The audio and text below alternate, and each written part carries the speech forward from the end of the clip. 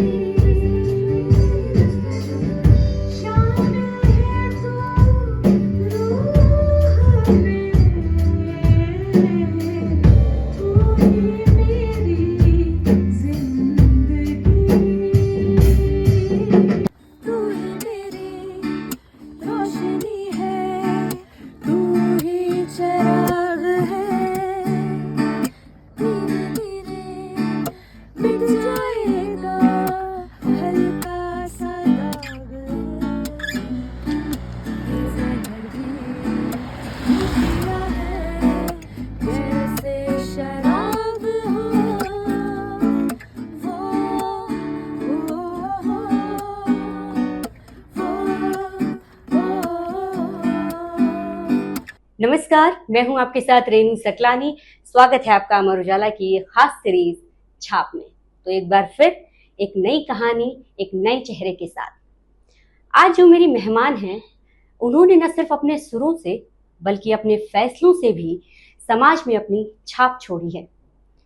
वुमनिया band के जरिए उत्तराखंड की आवाज देश दुनिया तक ले जाने वाली, जिनके गीतों में सामाजिक मुद्दों की झलक दिखाई देती है। राह आसान नहीं थी, लेकिन अपने जुनून के साथ वो आगे बढ़ी। तो बिना देरी किए मैं आपको मिलवा रही हूँ स्वाति सिंह से। एक मिसाल, एक आवाज, एक छाप। बहुत बहुत स्वागत है आपका Amar Ujala. Thank you so much, thank you very much.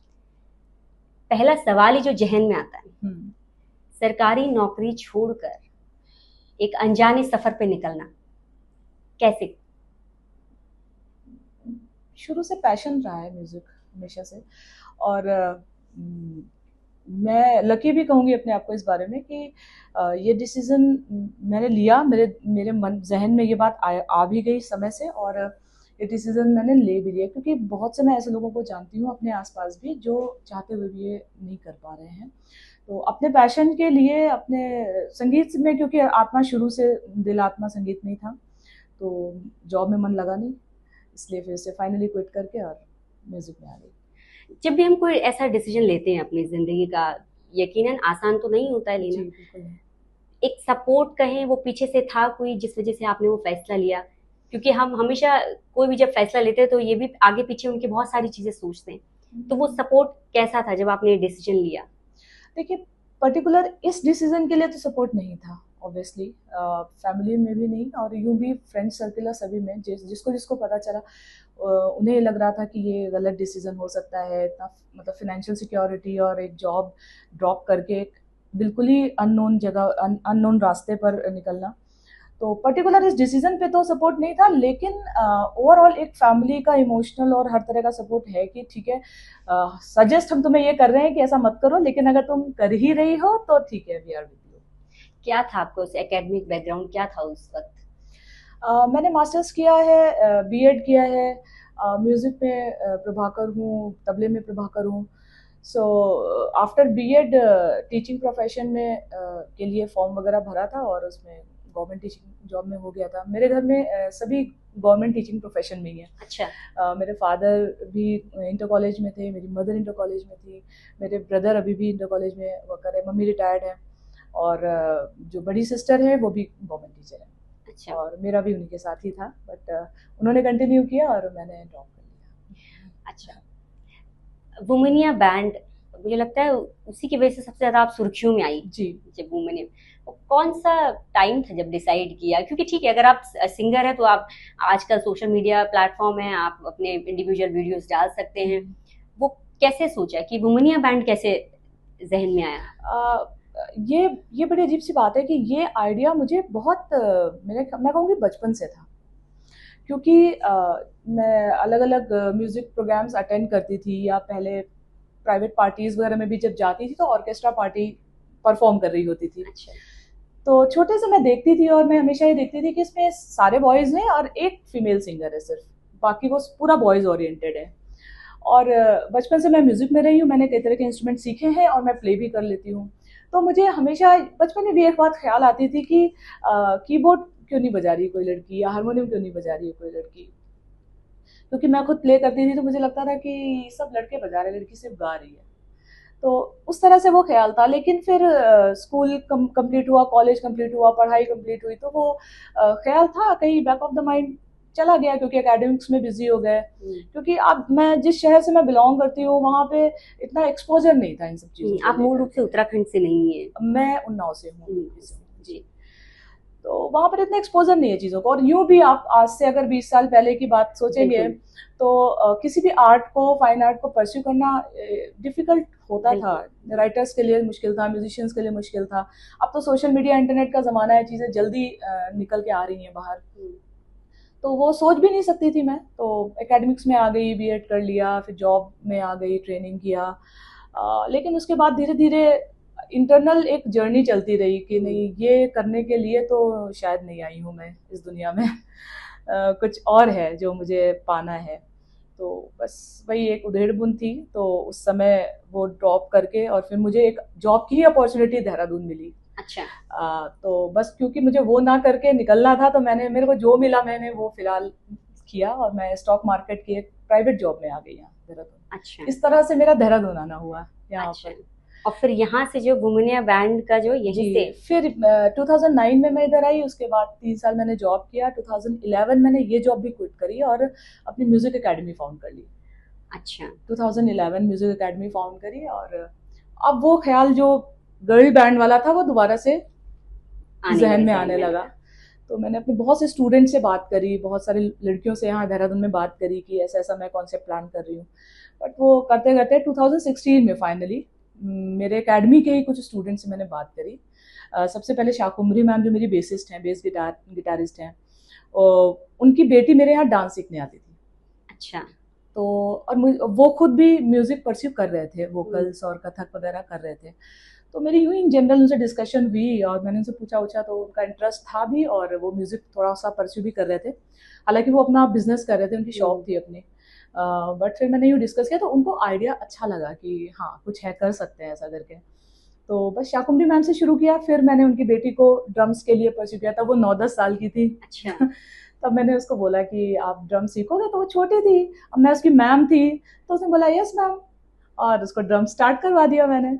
लेकिन हाँ, सीखते सीखते उसने किया भी बहुत अच्छा, और उसको इंटरेस्ट भी आ गया। तो इस तरह से फिर शाकुम्भरी मैम ने बेस गिटार पकड़ा, उसने ड्रम्स लिया, और फिर एक और मेरी स्टूडेंट ही थी, उसको मैंने कीबोर्ड और वोकल्स वगैरह पे थोड़ा सा ट्रेन किया। इस तरह से बैंड बना। तो इस तरह से 5 लोगों का, ये 4 लोगों 4 लोगों का ग्रुप। तो 2016 में शुरू किया गया वुमनिया बैंड का जो ये सफर है, अभी कहाँ तक पहुंचा है और क्या प्लानिंग है आगे, क्या चल रहा है इसमें? वुमनिया बैंड 2016 से अभी तक हम लोग लगातार परफॉर्म कर रहे हैं, लाइव शोज कर रहे हैं पूरे देश में, अलग अलग राज्यों में, अलग अलग संस्थाओं के लिए, गवर्नमेंट्स के लिए परफॉर्म कर रहे हैं। और बहुत सारे गाने भी हम लोगों ने रिलीज़ कर दिए हैं, विमेन इशू से रिलेटेड, चाइल्ड लेबर से रिलेटेड, रेप विक्टिम्स को एक ट्रिब्यूट भी हमने दिया था अपने गाने के ज़रिए। तो बस म्यूज़िकल जर्नी है, ये चल रही है। सच मेरे लिए ये जर्नी बहुत खूबसूरत है। तो मुझे कभी भी ऐसा नहीं लगा कि मुझे कुछ ऐसा है जहाँ पहुँच के जो डेस्टिनेशन है मेरा, या मुझे ये पाना है बस उसके बाद हो जाएगा, ऐसा कुछ भी नहीं है। ये जर्नी बहुत खूबसूरत है, क्योंकि जितना प्यार और सम्मान मुझे बैंड को मिला है अपने राज्य से भी और पूरे देश से, वो मेरे लिए ओवरवेलमिंग है। मतलब मैंने इतना भी एक्सपेक्ट नहीं किया था, इतना सोच के नहीं किया था, मतलब बस यूं ही कर लिया था। पता नहीं था कि ये जर्नी इस तरह से कंटिन्यू होने वाली है और इतनी ज़्यादा चल आगे तक जाने वाले हैं हम लोग।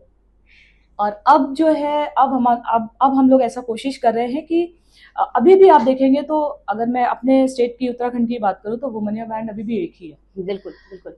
तो हम लोग प्रोजेक्ट रोशनी अभी 2 साल पहले हम लोगों ने लॉन्च किया था। मैं उसी पे बात करने वाली थी जी आपसे। जी जी उसको भी आगे कंटिन्यू करेंगे, उस पार्ट को भी। जी क्योंकि आपने भी एक जिक्र छेड़ा, जब जब आप गाने बना रहे हैं, क्योंकि आज का सोशल मीडिया का टाइम जो है, हर कोई फेमस होना चाहता है, और उस बिल्कुल। फेम के लिए शायद, चाहे वो संगीत की बात हो, चाहे वो डांस की बात हो, बहुत सी चीजें सिर्फ एक फेम के लिए की जाती है।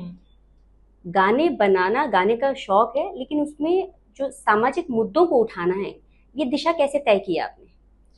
अ, ये एक ज़हनी तौर पे मेरी आइडियोलॉजी हमेशा रही है कि अ, आप जितने भी लोगों के आसपास हैं, और अगर आप कोई ऐसा प्रभावशाली काम कर सकते हैं जिससे आसपास के लोग आपके पॉजिटिवली इफेक्ट हो, प्रभावित हो, या कोई अच्छी छाप हम छोड़ सकें अपने आसपास के लोगों पर, तो मेरे ख्याल से मैं उन्हीं कामों में जाना चाहती हूँ।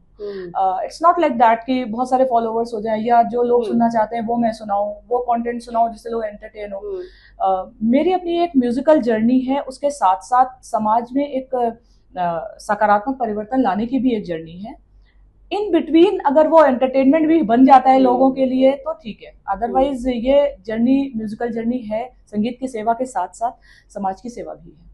तो कभी दिमाग में आया, कभी भी मतलब एक ख्याल कभी आया, क्योंकि ऐसा नहीं कि हम लोग के साथ जिंदगी में कुछ ना कुछ ऐसे मोड आते हैं जब हमें चीज डिसाइड करते हैं, तो आपने कंटेंट की बात जो कही, कभी आया जहन में कि नहीं, थोड़ा कंटेंट को बनाना चाहिए उस तरीके से ताकि लोग पसंद करें, या शायद थोड़ा और फेम मिले, तो कंटेंट की प्रायोरिटी कभी चेंज करने के बारे में सोचा? नहीं, पसंद करें, फेम हो, वायरल हो, इसलिए कंटेंट नहीं बना है। कंटेंट हमेशा इसलिए, अभी भी मेरा वैसे ही है कि जो मैं बनाना चाहती हूँ, जो गाने में करना चाहती हूँ, जिस तरह का म्यूजिक मैं करना चाहती हूँ, मैं वो म्यूजिक कर रही हूँ। उसकी अपनी सर्टेन ऑडियंस है, लेकिन इस पर्सपेक्टिव से कि आजकल ये बहुत चल रहा है तो चलो ये कर लेते हैं, तो ऐसा पर्सपेक्टिव कभी भी नहीं रहा, और पूरे बैंड में हम लोगों में से किसी का भी ऐसा नहीं रहा। तो मतलब एक सोशल मीडिया इन्फ्लुएंसर होने के नाते आप उस जिम्मेदारी को भी समझते हैं कि मैं समाज में क्या परोसने की कोशिश कर रही हूँ। बिल्कुल ठीक बात। अब एक छोटी सी जगह से निकल के आना स्वाति सिंह के लिए कितना मुश्किल, तो शुरुआती चैलेंज खास तौर पे क्या रहे हैं? वो हर एक जर्नी में होते हैं, मुझे लगता है। खाली मेरी क्या बात है, किसी भी फील्ड में कोई अपनी नई जर्नी शुरू करता है तो चैलेंजेस भी आते हैं, और आसान नहीं होता है। एक सर्टेन लेवल पे पहुंचने के बाद तो आपके साथ सब हो जाते हैं। बिल्कुल। वो लोग भी हो जाते हैं जो पहले बोलते हैं कि अरे कुछ नहीं होगा, फालतू में आप अपना सब अच्छी खासा सेटल्ड चीजें छोड़ के जा रहे हो, और फिर बाद में वही लोग बोलते हैं कि यार हमें तो पता ही था कि आप कर लोगे। हाँ। तो ये तो होता है, लेकिन आपका अपना कन्विक्शन कितना है, आप अपने आइडिया को लेकर के, अपने आप को लेकर कितना कॉन्फिडेंट हो, और कंफर्ट जोन तो तोड़ना पड़ेगा। अगर मैं ये सोचूं कि मैं अपने कंफर्ट जोन में भी रहूंगी, मैं कोई रिस्क भी नहीं लेना चाहती, तो एक खास बात है जो मैं हमेशा सोचती हूँ कि रिस्क और रेग्रेट में मैं रिस्क चूज करूंगी, मैं रेग्रेट नहीं करूंगी बाद में कि अरे मैं उस समय कर लेती तो मैं क्या, या मैं, क्योंकि इस केस में क्या होता है, हमेशा ऐसा होता है कि अगर आपने अपने लिए रिस्क नहीं लिया अपने सपनों के लिए, तो आप बाद में रेग्रेट करोगे, फिर वो रेग्रेट आप ना ब्लेम में कन्वर्ट कर दोगे। बिल्कुल। आप दूसरों को बोलोगे कि आपकी वजह से नहीं हुआ, आपने मुझे रोक दिया, या आपने ऐसा कर दिया। तो अपने लिए लड़ना तो पड़ेगा हर एक व्यक्ति को, हर इंसान की अपनी ये जर्नी है, अपनी लड़ाई है, और ये खुद ही लड़नी पड़ती है। कोई बात जहन में याद हो आज कभी, क्योंकि जब कहते हैं ना कि संघर्ष या मुसीबत के समय जो लोग उस इंसान को भी कभी नहीं भूलते जो साथ देता है, और उनको भी कभी नहीं भूलते हैं जो साथ छोड़ते हैं। तो कोई ऐसी बात जो जहन में आज तक याद हो, जब शुरुआत की थी, आज अपना सफर जब देखते हो? ऐसे बिल्कुल पर्टिकुलरली तो नहीं कह सकती, लेकिन हाँ, एक अलग तरीके का विरोध था जब तक जॉब क्विट करने के बाद, और जो एकेडमी शुरू करने के बाद, और वुमेनिया बैंड के एस्टेब्लिश होने का जो पीरियड था, वो मेरा एक बड़ा स्ट्रगल पीरियड था। क्योंकि अच्छी खासी जॉब छोड़ी तो थोड़ा सा फिनेंशियली अपने को उतना स्टेबल नहीं पा रही थी, और क्योंकि एकेडमी भी नई थी, मैं शहर में नई थी, और काम भी मेरा नया था, तो इन्वेस्टमेंट भी ज़्यादा चाहिए था, और उसमें बहुत ज़्यादा आउटपुट भी उस वक्त नहीं आ रहा था। तो वो एक टाइम था स्ट्रगल वाला। तो डेविएट करने की कोशिश तो बहुत लोगों ने करी, वापस से जॉब ज्वाइन कर लो, दोबारा से ऐसा कर लो, अरे क्विट कर दो, नहीं हो पाएगा। बट वो इंटरनली कन्विक्शन था कि ठीक है, नहीं कर पाए तो कोई बात नहीं, लेकिन कम से कम मैं किसी को ये तो नहीं बोल पाऊंगी कि मैंने ट्राई नहीं किया, या मैंने आपकी वजह से ट्राई नहीं किया। तो कोशिश करना तो बनता है।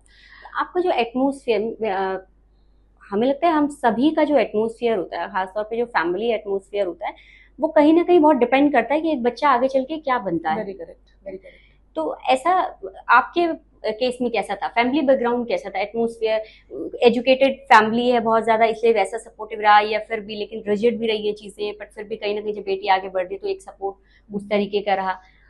देखिए कैसा होता है फैमिली का, जो मैंने महसूस किया कि ऐसा नहीं है कि फैमिली आपके ड्रीम्स के अगेंस्ट है, बिल्कुल। लेकिन वो हमेशा ये चाहते हैं कि आप एक सेफ, सिक्योर और एक अच्छी लाइफ लीड करें। तो किसी के लिए भी देखिए क्या होता है कि जब कोई एक एग्जाम्पल बन जाता है तो किसी को एग्जाम्पल देना आसान हो जाता है कि देखिए उसने भी ऐसा किया है और हम भी ऐसा कर। जितना कुछ आप कर रही हैं, सोशल मीडिया पे लोगों के कमेंट्स आते हैं, किस तरह का आपको रिव्यू मिलता है? किस तरह के आपको रिस्पॉन्स आते हैं लोगों के? क्या लगता है कि आपने कुछ, क्योंकि उत्तराखंड की बात करें तो तमाम सारे सिंगर्स हैं, परफॉर्म करते हैं, स्वाति सिंह अपने आप को उन सबसे अलग कैसे मानती है? सबकी अपनी जर्नी होती है और सब अपने आप में अलग हैं, सारे आर्टिस्ट अलग हैं। और बैंड की जहाँ तक बात है तो जब हम लोग सोशल मीडिया पे कंटेंट डालते हैं या परफॉर्म करने जाते हैं तो रिस्पांस बहुत अच्छा है। मैं पहले भी कह रही थी कि मेरे लिए ओवरवेलमिंग रहा है ये सब कुछ, क्योंकि मुझे पता नहीं था कि इस तरह से लोग रिस्पॉन्स करेंगे। मैं काफ़ी डाइसी थी, मुझे लग रहा था कि पता नहीं पसंद करेंगे या हम लोग कर पाएंगे या नहीं कर पाएंगे, क्योंकि टीम मेरी नई थी। एक होता है कि सारे म्यूजिशियंस हैं अपनी अपनी जगह पर और मिले और उन्होंने बैंड फॉर्म किया, बट वुमनिया बैंड के केस में ये रिवर्स प्रोसेस है। मतलब शाकुंभरी मैम ने मेरे कहने पर से बेस गिटार खरीद लिया था, उन्हें पता नहीं था ये होता क्या है। अच्छा। यस। वो पहले उन्होंने कभी सीखा नहीं? कभी भी नहीं। म्यूजिक वो कर रहे थे, वोकल्स में उन्होंने प्रयाग संगीत समिति से प्रभाकर किया है, कथक सीख रहे थे शौकिया, लेकिन प्रोफेशनली और बेस गिटार जैसी चीज उन्हें मालूम भी नहीं थी क्या होता है। तो वो रिवर्स प्रोसेस है। ये एक खूबसूरत बात है बैंड के साथ कि हम लोग साथ में इवॉल्व हुए हैं सारे। श्री को भी बैंड बनने के बाद ड्रम्स में ट्रेनिंग स्टार्ट हुई है। नाम रख लिया गया है, बैंड बन गया है, अभी उसकी ट्रेनिंग शुरू हुई है। अच्छा। तो वो इस तरह से इवॉल्व हुआ है बैंड। तो ये कितना टाइम लगा इसमें, मतलब जो आपने नाम सोच लिया? अच्छा, वुमनिया नाम अपने आप से ही आपने सजेस्ट किया था? हाँ, बस मैं और शाकुंभरी मैम यूं ही ऐसी कार से एक दिन जा रहे थे कहीं और हम लोग बात कर रहे थे कि अच्छा यार बैंड का नाम क्या रखा जाए। तो बहुत तरह के नाम आए इधर उधर और फिर एकदम से ऐसे आया कि यार वुमेन भी होना चाहिए और म्यूजिक भी होना चाहिए। हाँ। तो बस फिर वो एकदम से खट से नाम आ गया कि वुमनिया, और एक बार में फाइनल, फिर कुछ सोचा ही नहीं हम लोगों ने ऑप्शन। और बैंड जब नाम रख दिया, वो ट्रेनिंग प्रोसेस कितना लंबा, जब आपने, क्योंकि उस दौरान जब आपका नाम से आने लगा तो काफी वायरल हुआ था न्यूज़पेपर और इन सब चीजों में भी, जो वो कितना ड्यूरेशन कितना था नाम डिसाइड करने में? और फिर 1.5 से 2 साल लगे हम लोगों को, टाइम सारा चीजें लाइन अप करने में, ट्रेनिंग्स करने में, प्रोफेशनली उन चीजों को सेट के तौर पे स्टेज पे परफॉर्म करने के लायक बनाने के लिए।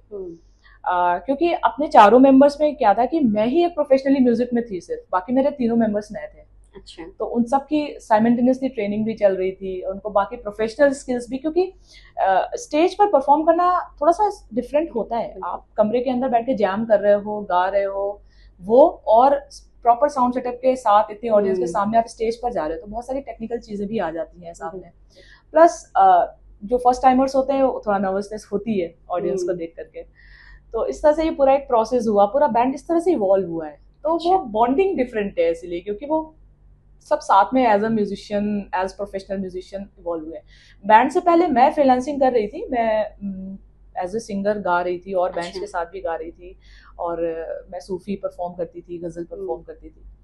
तो मैं तो थी प्रोफेशनली, लेकिन बाकी फिर आपने ये दूसरा रास्ता चुनने की कोशिश की। बाद हम रोशनी प्रोजेक्ट पे बात करेंगे, लेकिन किसी एक गाने से मैं शुरुआत करवाना चाहूंगी आपकी, कि आप कोई गाना जो आपके दिल के करीब हो, या जो भी आपका मन करे। आप रोशनी प्रोजेक्ट की बात कर रहे हैं तो मैं आपको मैं रोशनी सुनाती हूँ।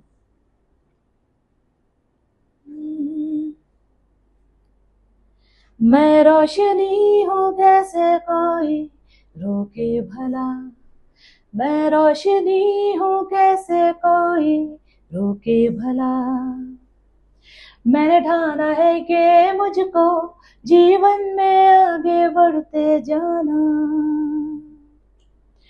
सीने में जलती मशाले हर दर्द को सिखा दे मुस्काना, खुद आग हूँ दुनियादारी के शोलों से क्या घबराना, मैं रोशनी, मैं रोशनी।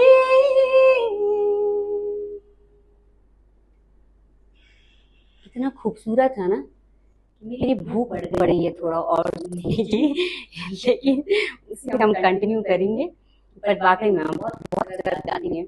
और रोशनी प्रोजेक्ट के बारे में बात करेंगे। जैसा कि मैं अभी कही रही थी कि अभी भी वुमेन म्यूजिशियंस, वुमेन बैंड आपको कम ही दिखेंगे अपने आसपास। हालांकि 2016 हमने बैंड शुरू किया, उसके बाद अलग अलग जगहों पर कुछ लोग हमारे साथ ही एसोसिएटेड थे, उन्होंने भी अपने अपने शहरों में जाके थोड़ा थोड़ा इनिशिएट लिया है और हल्का हल्का काम आ रहा है सामने। तो मुझे लगा कि जो जो प्रॉब्लम्स हम लोगों ने फेस करी और जिस तरह की जर्नी हम करके आए हैं, उनकी बहुत सारी लर्निंग्स हैं हमारे पास, जो मुझे लगता है कि मैं शायद हेल्प कर सकती हूँ उन लड़कियों को जो म्यूज़िक में अपना करियर ढूंढना चाहती हैं या म्यूज़िक में अपना करियर बनाना चाहती हैं।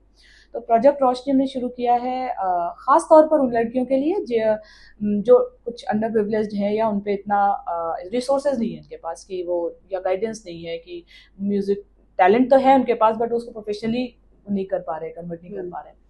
तो ऐसे बच्चों के साथ, ऐसी लड़कियों के साथ हम लोग वर्कशॉप्स कर रहे हैं, बराबर उनको सिखा रहे हैं, उनको उनके म्यूजिकल इंस्ट्रूमेंट्स वगैरह उनको देने के लिए भी हेल्प कर रहे हैं। और उसके बाद हम क्या करते हैं कि 1 साल उनकी वर्कशॉप्स करने के बाद फिर उन्हीं बच्चों में से जो अच्छे बच्चे निकल के आते हैं उनके साथ हम एक गाना रिलीज करते हैं।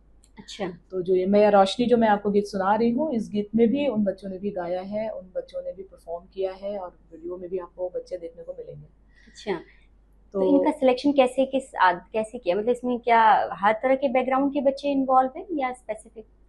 हर तरह के बच्चों के लिए है, स्पेशली लड़कियों के लिए है। अच्छा। लेकिन अगर हमारी हेल्प और भी बच्चों को, लड़कों को भी चाहिए तो we are open for it, it's not a problem. But specially girls के लिए कि संगीत में अगर वो अपना करियर चुनना चाहती हैं तो उन्हें क्या क्या क्वालिफिकेशंस करना चाहिए, कैसा सीखना चाहिए, क्या प्रैक्टिस करना चाहिए।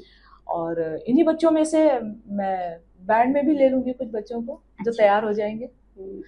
अच्छा, स्वाति जी, क्योंकि जो हमारा ये कार्यक्रम है वो बेसिकली महिलाओं पे ही पूरी तरह से केंद्रित है।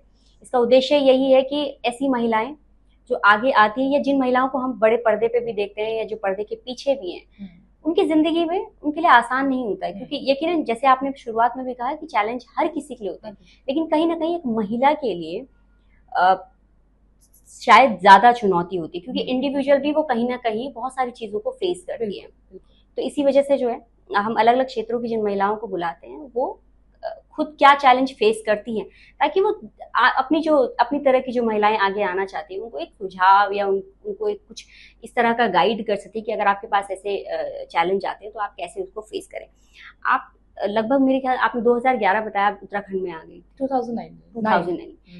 तो आप, क्योंकि आप जिस जगह से आती हैं, मुझे लगता है बहुत छोटा शहर है, वहां से यहाँ आना, महिलाओं में क्या आपको अंतर नजर आए उस वक्त, चाहे वो संगीत के क्षेत्र की बात करें, तो क्या आपको लगता है महिलाएं उतनी तेजी से या उस तरीके से आगे आती हैं, बेटियों को उस तरह के मौके मिलते हैं कि आए वो संगीत के फील्ड में अगर जाना चाहती हैं?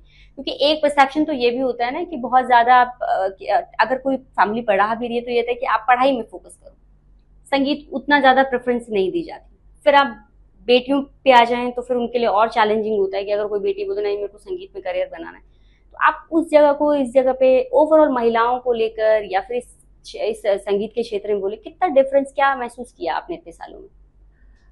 मुझे लगता है कि महिलाओं के चैलेंजेस में कोई ज़्यादा डिफरेंस नहीं है। वो चैलेंजेस छोटे शहर में भी हैं, बड़े शहर में भी हैं। छोटे शहर के अपने कुछ ड्रॉबैक्स हैं, अगर आप थोड़े से बेहतर शहर में चले जाते हैं तो वो ड्रॉबैक्स थोड़े कम हो जाते हैं, लेकिन नए तरीके के चैलेंजेस बढ़ जाते हैं। अब मैं पर्टिकुलरली म्यूजिशियंस की बात करूं तो एक तो यूं भी म्यूजिक ऐसी चीज़ है, चाहे लड़का हो या लड़की हो, but parents come he support करते हैं। अब जब से सोशल मीडिया और इंस्टाग्राम इतना ज़्यादा वो हो गया है, प्रिवलेंट हो गया है सभी जगह, तब थोड़ा थोड़ा तो पेरेंट्स को लग रहा है कि हाँ उसने कर लिया, हमारा बच्चा भी कर ले। या जब से ये रियलिटी शोज बहुत ज्यादा आने लगे थे, तब भी जब मैं एकेडमी चला रही थी, तब भी मेरे पास इंक्वायरीज बहुत आती थी पेरेंट्स की कि भाई हम अपने बच्चे को डीआईडी में भेजना चाहते हैं, इंडियन आइडल में भेजना चाहते हैं।